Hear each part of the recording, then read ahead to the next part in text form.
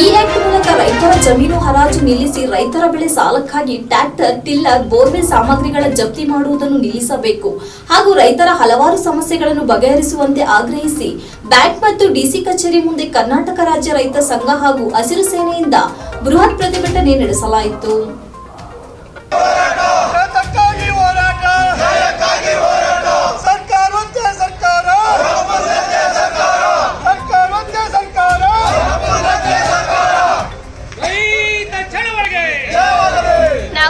ಪ್ರತಿಭಟನೆಯಿಂದ ಮೆರವಣಿಗೆ ಮೂಲಕ ಹೊರಟ ಪ್ರತಿಭಟನಾ ಮೆರವಣಿಗೆಯು ಮೊದಲು ಬ್ಯಾಂಕ್ ಮುಂದೆ ಪ್ರತಿಭಟಿಸಿದ ನಂತರ ಎಲ್ಲ ವೃತ್ತಕ್ಕೆ ಬಂದು ಮಾನವ ಸರಪಳಿ ನಿರ್ಮಿಸಿದ್ರು. ನಂತರ ಬಿಎಂ ರಸ್ತೆ ಮೂಲಕ ಜಿಲ್ಲಾಧಿಕಾರಿ ಕಚೇರಿಗೆ ಬಂದರು. ಇದೇ ವೇಳೆ ಕರ್ನಾಟಕ ರಾಜ್ಯ ರೈತ ಸಂಘದ ರಾಜ್ಯಾಧ್ಯಕ್ಷ ಜಿಜಿ ಹಳ್ಳಿ ಬಿ ನಾರಾಯಣಸ್ವಾಮಿ ಮಾಧ್ಯಮದೊಂದಿಗೆ ಮಾತನಾಡಿ, ರೈತ ದೇಶದ ಬೆನ್ನೆಲುಬು, ರೈತ ಮಣ್ಣಿನ ಮಗ, ಈ ಭೂಮಿಯಲ್ಲಿ ಹಗಲು ರಾತ್ರಿ ದುಡಿಯುವ ರೈತ, ದುಡಿದು ಎಲ್ಲರಿಗೂ ಅನ್ನ ಕೊಡುವ ರೈತ ಇಂದಿನ ವಾಸ್ತವ ಪರಿಸ್ಥಿತಿಯಲ್ಲಿ ವಾಸ್ತವವಾಗಿ ಗಮನಿಸಿದಾಗ ರೈತನ ಪರಿಸ್ಥಿತಿ ಶೋಚನೀಯ.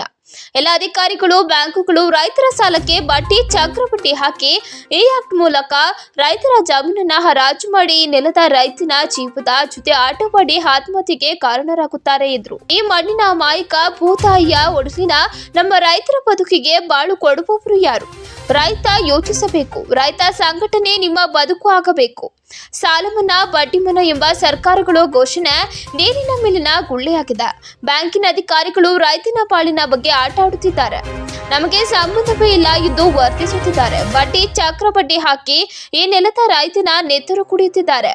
ಅಪಾರ ಬೆಲೆ ಬಾಳುವ ರೈತರ ಜಮೀನುಗಳನ್ನ ಈ ಟೆಂಡರ್ ಮೂಲಕ ರೈತನಿಗೆ ಗೊತ್ತೇ ಆಗದಂತೆ ಕಡಿಮೆ ಬೆಲೆಗೆ ಹರಾಜು ಮಾಡುತ್ತಿದ್ದಾರೆ. ಈ ಟೆಂಡರ್ ಹರಾಜು ಪ್ರಕ್ರಿಯೆಯನ್ನ ತಕ್ಷಣ ನಿಲ್ಲಿಸಬೇಕು. ಇದರಿಂದ ರೈತನೊಂದು ದಿಕ್ಕೆ ತೋಚದಂತಾಗಿ ಆತ್ಮಹತ್ಯೆಗೆ ಶರಣಾಗಲು ಬ್ಯಾಂಕಿನವರು ಮತ್ತು ಸರ್ಕಾರಗಳೇ ನೇರ ಕಾರಣ ಎಂದು ದೂರಿದರು. ವಯಸ್ಸಾದ ವೃದ್ಧಾಪ್ಯ ವೇತನ ಮತ್ತು ಹಾಲಿನ ಹಣ ಮತ್ತು ಮಹಾತ್ಮ ಗಾಂಧಿ ನರೇಗಾ ಯೋಜನೆಯ ಹಣ ಹಾಗೂ ವಿಧವಾ ವೇತನ ಹಣವನ್ನು ಹಾಗೂ ಕೇಂದ್ರ ಸರ್ಕಾರದ ಪ್ರಧಾನ ಮಂತ್ರಿ ಕಿಸಾನ್ ಸನ್ಮಾನ್ ಯೋಜನೆ ಹಣವನ್ನು ರೈತರ ಮತ್ತು ಸಾರ್ವಜನಿಕರ ಬ್ಯಾಂಕ್ ಖಾತೆಗಳಿಗೆ ಹಾಕದೆ ರಾಜ್ಯ ಮತ್ತು ಕೇಂದ್ರ ಸರ್ಕಾರಗಳು ಎಲ್ಲವನ್ನ ಸಾಲದ ಖಾತೆಗೆ ಜಮಾ ಮಾಡುವುದನ್ನು ನಿಲ್ಲಿಸಬೇಕು ಎಂದು ಆಕ್ರೋಶ ವ್ಯಕ್ತಪಡಿಸಿದರು. ರೈತರು ಬ್ಯಾಂಕುಗಳ ಸಾಲ ತೀರಿಸಲು ಮನಸ್ಸು ಮಾಡಿರುತ್ತೇವೆ, ಆದರೆ ಕಾಡಾನೆಗಳ ವಿಪರೀತ ಹಾವಳಿಯಿಂದ ರೈತನು ಬೆಳೆದ ಬೆಳೆಯನ್ನ ತೆಗೆದುಕೊಳ್ಳಲು ಆಗದೆ ಇದ್ದ ಪ್ರಕೃತಿಯ ವಾಂತರದಿಂದ ಸರಿಯಾದ ಸಮಯಕ್ಕೆ ಮಳೆಯಾಗದೆ ಬೆಳೆಗಳು ಒಣಗಿ ಹೋಗಿ ಒಂದು ಕಡೆ ವಿಪರೀತ ಮಳೆಯಾಗಿ ಬೆಳೆದ ಬೆಳೆಗಳು ರೈತನ ಕಣ್ಣ ಮುಂದೆ ಹಾಳಾಗಿ ಹೋಗಿ ರೈತ ಚಿಂತಾಕ್ರಾಂತನಾಗಿ ಸಾಲವನ್ನ ತೀರಿಸಲಾಗದೆ ಒದ್ದಾಡುತ್ತಿದ್ದಾನೆ. ಈ ಎಲ್ಲ ಅಂಶಗಳನ್ನ ಮನಗೊಂಡು ರೈತರ ಬೆಳೆ ಸಾಲ, ಟ್ರ್ಯಾಕ್ಟರ್, ಟಿಲ್ಲರ್, ಬೋರ್ವೆಲ್, ಒಟ್ಟಾರೆಯಾಗಿ ರೈತನು ಉಪಯೋಗಿಸಲು ಬಳಸುವ ಉಪಕರಣಗಳ ಮೇಲಿನ ಸಾಲವನ್ನ ಒಂದು ಬಾರಿ ಮುಕ್ತ ಮಾಡಬೇಕೆಂದು ಒತ್ತಾಯಿಸುತ್ತೇವೆ. ರೈತ ಬೆಳೆದ ಬೆಳೆ ಇಂದು ಸಂಪೂರ್ಣ ಹಾನಿಯಾಗಿದೆ. ಮುಂಗಾರು, ಗಾರು ಹಾಗೂ ಅಕಾಲಿಕ ಮಳೆ, ಬರ, ಆನೆಗಳ ಉಪಟಳದಿಂದ ರೈತರು ಕಂಗಾಲಾಗಿ ರೋಸಿ ಹೋಗಿದ್ದಾರೆ. ಪ್ರಕೃತಿಯ ವಾಂತರದಿಂದ ನಮ್ಮ ರೈತ ಇಂದು ಕಂಗಾಲಾಗಿ ಆತ್ಮಹತ್ಯೆಗೆ ಶರಣಾಗುತ್ತಿದ್ದಾರೆ.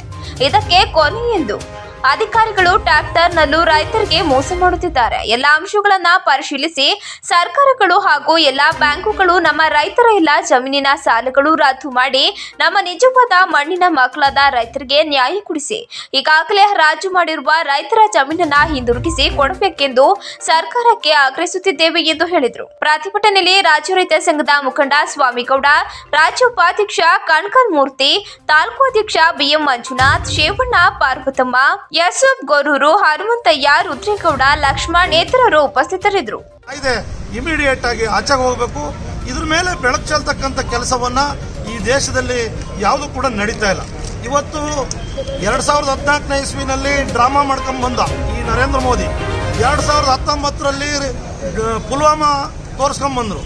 ಇವತ್ತು 2024ರಲ್ಲಿ ರಾಮನ್ ತೋರಿಸ್ತಾ ಇದ್ದಾರೆ. ರಾಮ ಬೇಕು, ನಾವು ರಾಮನ್ ಭಕ್ತರೆ. ನಾವು ಈ ದೇಶದ ಎಲ್ಲ ಜನನೂ ಕೂಡ ಫಸ್ಟು ಏನು ಬೇಕು, ಊಟ ಬೇಕು. ಬೆವರು ಸುರಿಸಿ ದುಡಿತಕ್ಕಂಥ ವ್ಯಕ್ತಿಗೆ, ಆ ರೈತನಿಗೆ ಒಂದು ಗೌರವ ಬೇಕು. ಬದುಕುವ ದುಡಿಯುವ ವರ್ಗ ಇವತ್ತು ಒಂದು ಗೌರವ, ಘನತೆ, ಗಂಭೀರದಿಂದ ಬದುಕ್ತಕ್ಕಂಥ ಒಂದು ವ್ಯವಸ್ಥೆ ಬೇಕು. ಇವತ್ತು ಇವರು ಇಲ್ಲದೆಲ್ಲ ಧರ್ಮ ಭಾವನೆಗಳನ್ನು ಇಟ್ಕೊಂಡು ರೈತ ಪ್ರತಿಭಟನೆ ಮಾಡ್ತಾನೆ. ನನ್ನ ಹಕ್ಕನ್ನು ನಾನು ಪ್ರತಿಪಾದನೆ ಮಾಡ್ತೀವಿ, ನಮ್ಮ ಕಷ್ಟನ ಕೇಳ್ತೀವಿ ಅಂತಂದರೆ ಈ ಸರ್ಕಾರ ರಸ್ತೆಗೆ ಮಳೆ ಬಡಿತಾರೆ ಅಂತಂದರೆ ಇದಕ್ಕಿಂತ ನಾಚಿಕೆ ಈ ದೇಶಕ್ಕೆ ಇನ್ನೊಂದಿಲ್ಲ. ಆ ಕಾರಣಕ್ಕೋಸ್ಕರ ಇವತ್ತು ಅದನ್ನು ಬೆಂಬಲಿಸಿ ಹೋರಾಟವನ್ನು ಮಾಡ್ತೇವೆ. ಪಕ್ಷದವರಾಗ್ಲಿ ವಿರೋಧ ಪಕ್ಷದವರಾಗ್ಲಿ ಯಾರೂ ಯೋಚನೆ ಮಾಡ್ತಾ ಇಲ್ಲ. ರೈತರ ಪರವಾಗಿ ಆಡಳಿತ ಮಾಡುವಂತ ಸರ್ಕಾರಗಳು ಬರ್ತಾ ಇಲ್ಲ. ರೈತ ವಿರೋಧಿ ಇದರಲ್ಲೇ ತೋರಿಸ್ಕೊಳ್ಳುವಂತ ಸರ್ಕಾರಗಳು ನಾವು ಆಯ್ಕೆ ಮಾಡಿ ಕಳಿಸ್ತಾ ಇರೋದು ಮೊದಲನೇದು ನಮ್ಮ ತಪ್ಪು. ಇವತ್ತು ಹಲವಾರು ಬ್ಯಾಂಕ್ಗಳಲ್ಲಿ ಸಾಲ ಸೋಲ ಮಾಡಿರುವಂಥ ರೈತರ ಜಮೀನುಗಳನ್ನ ಹರಾಜು ಆಗ್ತಾ ಇದ್ದಾರೆ. ಯಾವ ಥರ ಹರಾಜು ಆಗ್ತಾ ಇದ್ದಾರೆ ಅಂತಂದರೆ, ಇವ್ರಿಗೂ ಗೊತ್ತಿಲ್ಲದೇ ಒಂದು ಈ ಆಕ್ಟ್ ಅಂತ ತಂದುಬಿಟ್ಟು ಅದ್ರ ಮುಖಾಂತರ ಒಂದು ಆನ್ಲೈನ್ ಹರಾಜಿನಲ್ಲಿ ಇದು ಮಾಡ್ತಾ ಇದ್ದಾರೆ. ಆನ್ಲೈನ್ ಹರಾಜಲ್ಲಿ ಮಾಡಬೇಕು ಅಂತ RBI ಇದು ಏನಾದರೂ ಆದೇಶ ಇದೆಯಾ? ಇಲ್ಲ. RBIನವರು ಒಂದು ಇದು ಇಲ್ಲ, ಏನೂ ಇಲ್ಲದೇನೆ ಕೃಷಿ ಸಾಲ ಜಮೀನುಗಳನ್ನ ಹರಾಜು ಮಾಡುವಂಥ ಇದು ಪ್ರಕ್ರಿಯೆ ಎಲ್ಲೂ ಇಲ್ಲವೇ ಇಲ್ಲ ಇಡೀ ನಮ್ಮ ಭಾರತ ದೇಶದಲ್ಲಿ. ಆದರೆ ಈ ಒಂದು ಕರ್ನಾಟಕ ರಾಜ್ಯದಲ್ಲಿ ಕೇಳೋರು ಇಲ್ಲಂತೆ ಹಲವಾರು ಬಡ ಕುಟುಂಬಗಳ ಇವತ್ತೊಂದು ಏನು ನಾವು ಜಮೀನುಗಳನ್ನ ಆಧಾರ ಇಟ್ಕೊಂಡಿದ್ದೀವೋ ಆ ಜಮೀನುಗಳನ್ನ ಆ ರೈತರಿಗೆ ಒಂದೋ ಎರಡೋ ನೋಟಿಸ್ ಕೊಡ್ತಾರೆ, ಯಾವುದೋ ಒಂದು ಪೇಪರಲ್ಲಿ ಒಂದು ಅನೌನ್ಸ್ ಮಾಡ್ತಾರೆ, ಮಾಡಿಬಿಟ್ಟು ನಮಗೆ ಗೊತ್ತಿಲ್ದಂಗೆ ಅದನ್ನ ಹರಾಜು ಮಾಡ್ತಾವಂತ ಒಂದು ಕೆಲಸ ಮಾಡ್ತಾ ಇದ್ದಾರೆ. ತಕ್ಷಣ ಇದನ್ನು ನಿಲ್ಲಿಸಬೇಕು ಅಂತಂದ್ಬಿಟ್ಟು ಆಮೇಲೆ ಕೆಲವೊಂದು ಉದಾಹರಣೆಗಳು